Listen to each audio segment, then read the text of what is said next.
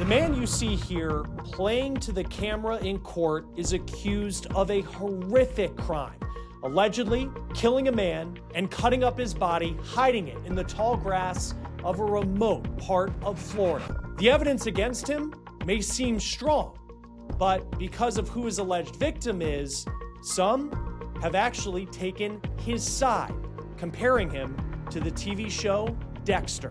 We're on the case presented by Law and Crime. I'm Chris Stewart.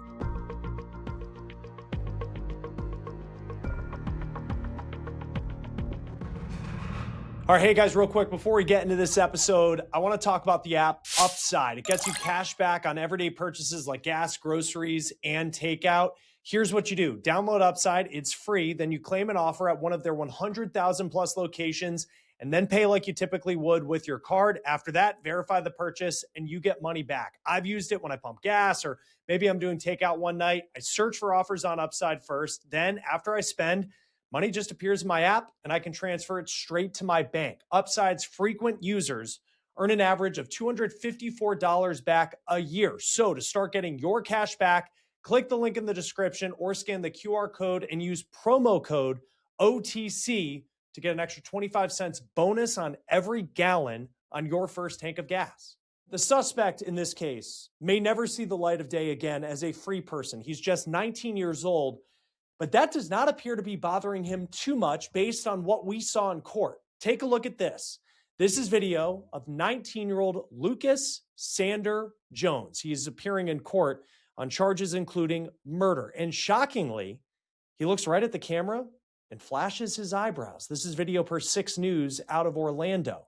Now, what will make this even more shocking is when I tell you what he's accused of doing. So let's go back to March 20th and break this down. I have the court documents in this case, and they are chilling. Police say around 5:30 that night, a 28-year-old man named Collie Lee Daniel is seen going to a house on Watson Drive in Indialantic, Florida. It's in Brevard County. There is surveillance footage police say they have of Daniel entering that home. He never comes out.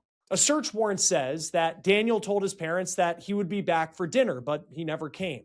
About 4 hours later, his parents went to that house on Watson Drive looking for their son. And the person who answered the door, reportedly, the same man you saw in the courtroom video raising his eyebrows, 19-year-old Lucas Sander Jones. Daniel's parents got to that house because they followed his iPhone on the Find My iPhone tracker after he left his iPad at their home. They said that they would not leave that house without seeing their son, and it was actually Jones, police say, who called them. Now, according to the affidavit, this is where things get weird. Jones apparently said that Daniel was inside the house, but he wasn't going to let the parents in.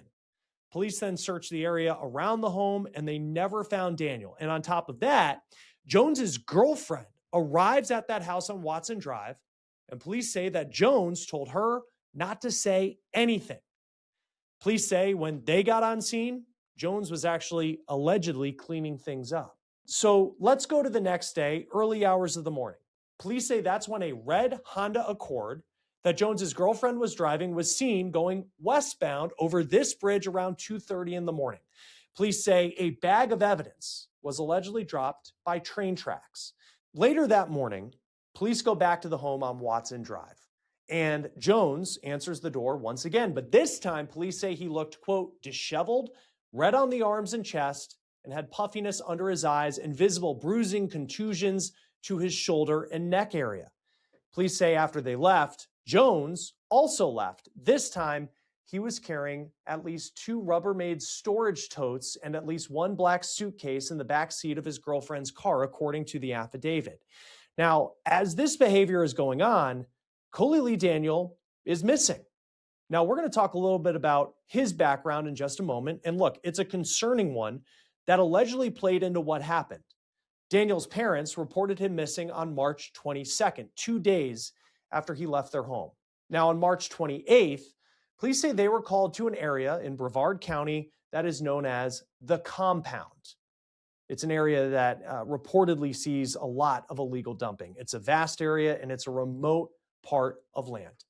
Someone in that area, though, noticed buzzards flying around a black suitcase that was lying on the ground in the tall grass. Police say inside the suitcase, there were partial remains of a human body. There was also an Amazon package, and that package was addressed to Lucas Sander Jones. At that point, police executed a search warrant at that home, and they found blood in several parts of the house. Now, to this point, the body parts that were found in the suitcase and the blood in the home, they weren't linked to anybody officially. But again, Daniel was missing.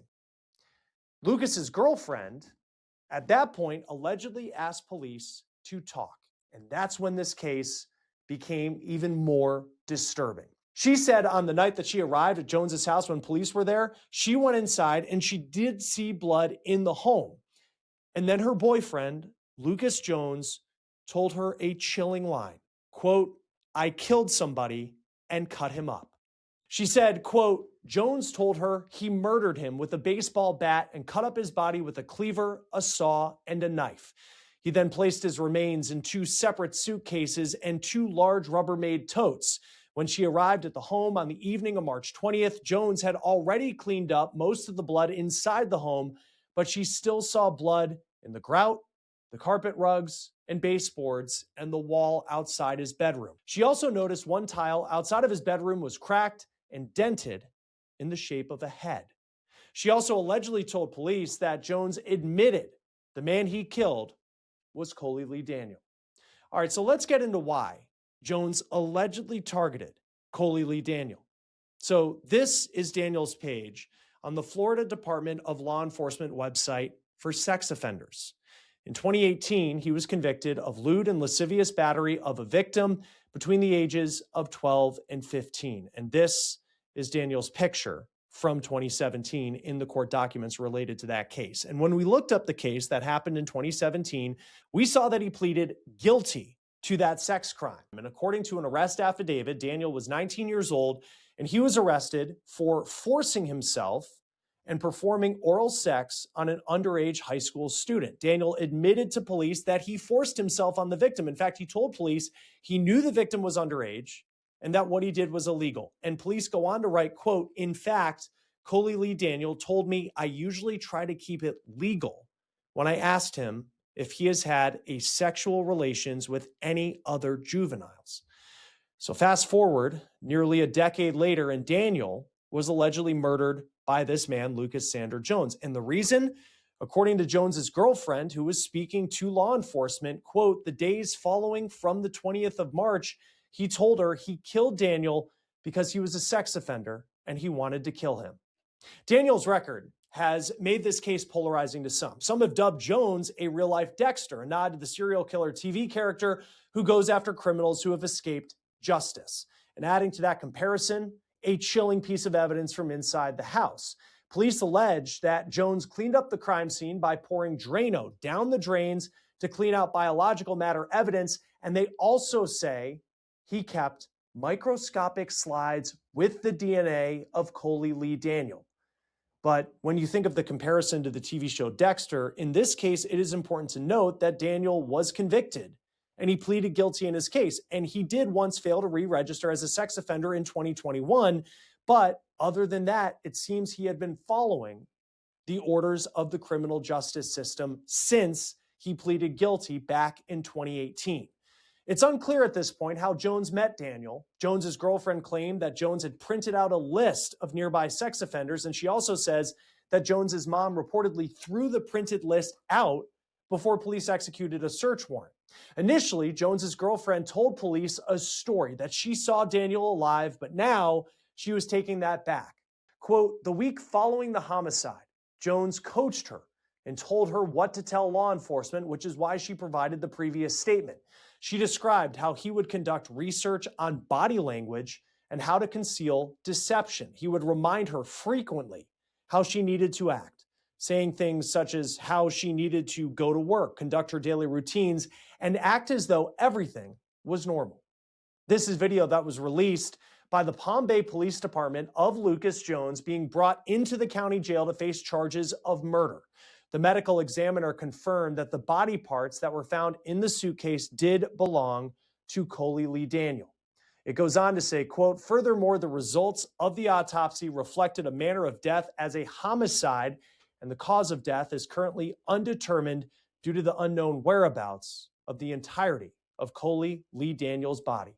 Evidence obtained during the autopsy showed extensive and severe post-traumatic as well as post-mortem injuries indicative of experimental dismemberment, extreme mutilation consistent with significant force and intentional disfigurement. As stated, the medical examiner ruled the manner of death a homicide. However, the cause of death is unspecified, but multiple blunt force injuries to his head and extremities prior to death. Also, his upper extremities had evidence of pre-mortem defensive wounds. Then, once again, here's Jones in court looking at the camera and raising his eyebrows. Jones was charged with tampering or fabricating physical evidence, abuse of a dead body, transport of a human body in an unauthorized container, and murder. Dangerous, depraved, without premeditation. All right, joining us now to talk about this case, where it could go next, is Lisa Miller, retired detective, former chief investigator. Always great to have you here on Law and Crime. Lucas Jones.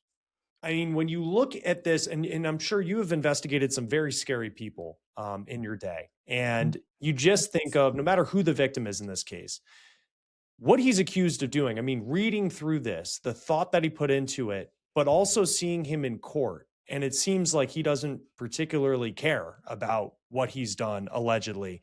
What stands out to you about him?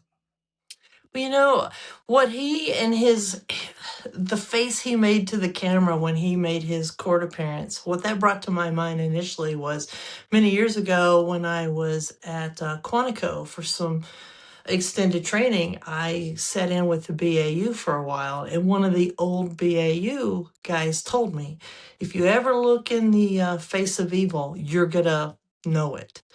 And at that point in time, I had looked at some bad people. I don't know that I had actually looked at evil. And the first time I looked in the eyes of evil, I thought of this gentleman and exactly what he said. And then this face that this young man made to the camera, kind of thought the same thing. It's like, wow, there's not a lot of remorse being shown here, is there? No. And, I know people have kind of made the comparisons to Dexter, especially when you think of like keeping DNA slides, allegedly, of someone's, keeping microscopic slides of someone's DNA. But it also stands out to me that it's not like he did that good of a job of hiding it. It seems like for the investigators, this was not someone who covered their tracks really well. I mean, this was, they found Collie Lee Daniel, or, it's odd to say, but at least most of him. And then it seems like there's a lot of evidence in the house that he wasn't able to clean up. What do you take of, yes, there's this evil he's accused of doing, but then at the same time, it feels like a sloppiness almost in the way that after the fact, it made it easy for investigators to find a lot of the evidence that they'll have in this case. Well, clearly it was a sloppiness. Unlike Dexter, this young man didn't make his kill room. He left an Amazon package with his name on it in one of the suitcases where some of the remains of the deceased were found. I think there was blood almost everywhere, a sloppy attempt to cover some of that up. But I mean, when you start talking about dismemberment, you're talking about, a giant loss of blood. So that's so hard to clean up anyways if you take precautions. And then with what tools law enforcement has today, they can easily come in and find that. And I think one of the statements from his girlfriend was that he even had blood on his jeans. So he was very, very sloppy about how he went. It seemed like it was just kind of haphazard, which is not too atypical from a first kill that someone's trying to conceal. What do you make of the fact that I think he has like an aggressive driving history, but like nothing like this? I mean, it's not even like there's an assault on his record on somebody, where to go from nothing to then this. I mean, what do you make of that? I'd love to speak with a psychologist about that more, but frankly, in my history, I have seen people that have committed some really atrocious crimes with either little or no criminal history. So that's not necessarily uncommon in our day and time. It seems like maybe our society's become a little more violent. And then I guess another show you can get in with an expert on the whys of that one. Yeah, and looking at the victim of this case, you have Collie Lee Daniel. He was a registered sex offender. I looked up his case. He forced himself on an underage um, boy, a student at a high school, and then he pleads guilty to that in 2017. He had been registered since, did not re-register in 2021, got charged for that. But some people will look at this story, and I've seen the comments online that say, like, I don't really see what the crime is here. They'll make comments like that just based off of the history of the victim. What do you make of that type of, I guess, this type of violence against someone who certainly committed a crime that is very difficult to wrap your head around? Right. So we all know that crimes against children are some of the most heinous, and they raise a lot of ire from people. I've investigated hundreds of crimes against children, up to and including, the murder of children. They're horrible. And those are the cases, frankly, when I close my eyes at night, those are the cases that stick with me through the years. You don't let go of those cases. So I understand where people are coming from when they start talking about, um, when they start speaking out of anger Yeah. regarding these cases. But we cannot have a vigilante style of justice here. I mean, the victim in this case, I mean, murder and dismemberment and being dumped like garbage, in these empty lots. Did he deserve that? He pled guilty. He paid his time. Um, I think there was a registration violation that he had. So that's not uncommon with sex offenders like this. But I mean, we really need to balance out our ire towards others in so many areas. But when it comes to vigilante crime, we can't tolerate that. We've really got to let the system do its work here. And we can't have people making hit lists of sex offenders and going after sex offenders. Let's work through the system with the system to try to protect our children that way. Yeah, and that was because, online people have, especially with some of the evidence that he left behind, the cleaning up or his attempt to of the crime scene allegedly, the Dexter comparisons. But it's like, in the show Dexter, from what I remember when I watched it, he was going after people who like skirted the criminal justice system, people who are getting away with it. In this case, you have someone who pled guilty to a terrible, terrible crime, but he was in the system. He was on the sex offender registry. He had to go everywhere, with people. You Google his name the second that this story comes up, and you see exactly where he lives. You see exactly every bit of detail, about him. So he was, that's kind of the difference here, I think, when, there's kind of those Dexter comparisons. Turning back to Lucas Jones and going to just, here's someone who committed, according to police, just this horrible, horrible crime of killing someone with a baseball bat, dismembering their body, dumping them in this area where vultures and buzzards are picking up on the scent of the body, and clearly, also trying to, get his girlfriend to allegedly cover for him as well. From a Right. mental standpoint, because after all of that, and then you see this video and he's just raising his eyebrows at the camera like, who cares? Look at me. Mhm. I guess how much could the mental competency part of it factor into a prosecution in this case? Oh, well, I think it already has with this second-degree murder charge being filed. Because I took a look at the Florida statute, which I've never worked in Florida, so I'm not familiar with it. But there is a section of the statute on second-degree murder, which is, his current murder charge, of a depraved mind. And that's, the part of the statute is talking about just such a disregard for human life. Well, I think when we start talking about beating someone to death with a baseball bat, using various tools to hack this person apart, and then dumping them in this area where he's dumped for the vultures and other predators to find. I think we can check the box that talks about depraved mind, correct? Now, when we're taking a look at the other side, looking at the defense, and any good homicide detective is always looking at what will potential defenses be. And so you want to start shutting those doors, right? But I think in the affidavit, there was a statement made by the author of the affidavit that the girlfriend had made a comment about not understanding if this was self-defense, why he didn't just call police. So it sounds like there may already be some self-defense claims coming up. And then when you have a crime this heinous, a lot of times defense will already start considering, um, should they take a look at mental competency? Because it's hard for regular people to wrap their minds around beating someone to death with a baseball bat and hacking them apart with various tools, right? Right. So that's an option. And then you also have a couple other avenues, which we talked about the people's anger about and them siding with this young man for the killing because, well, it was just a sex offender that he killed.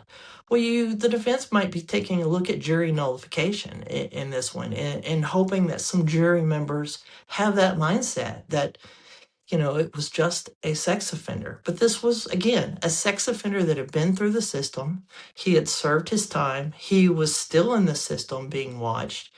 And he was someone's son. And this is where we really need to take a look. These are two parents that started reaching out, the very day the son went missing, starting to look for him. And they're grieving and hurting because of what happened to their parents.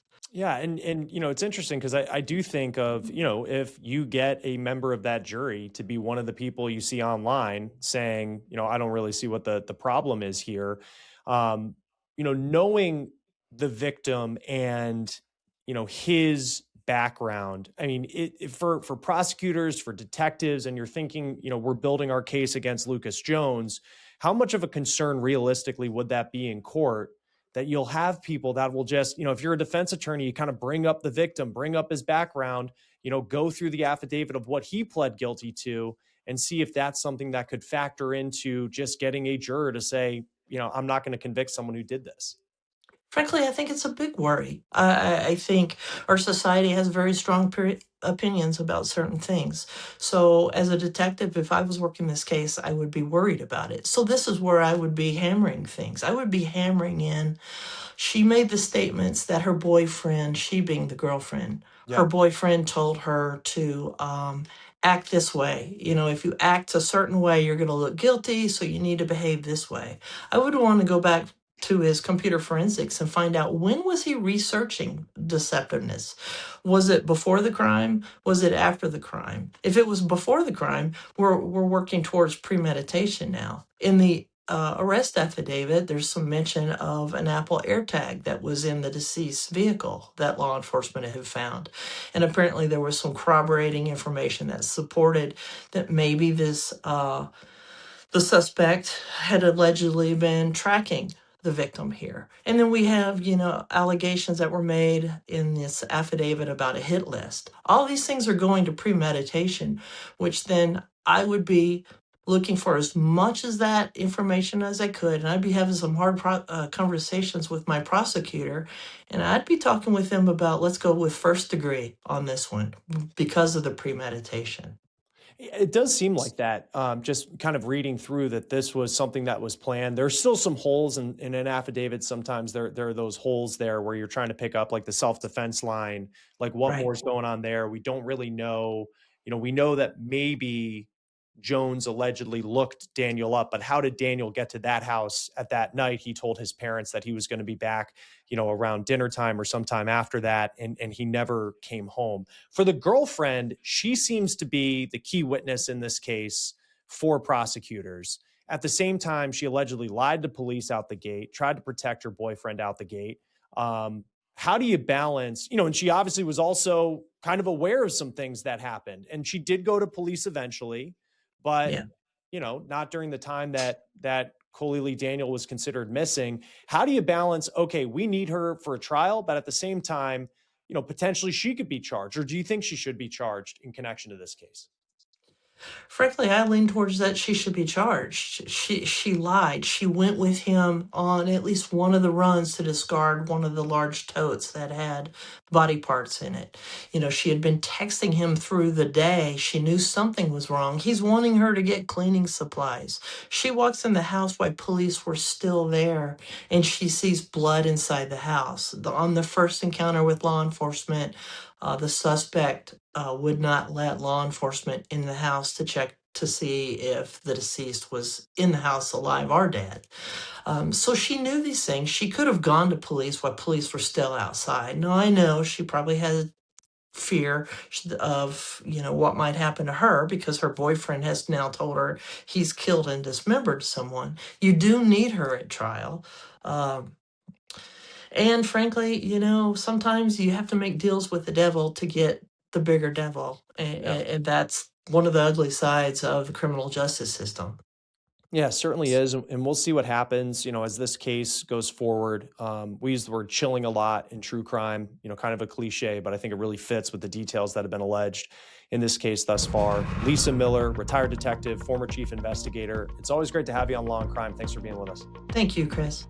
That will do it for On the Case, presented by Law and Crime. Subscribe to us on YouTube and Spotify, and we're also streaming on Peacock. I'm Chris Stewart. We'll see you next time.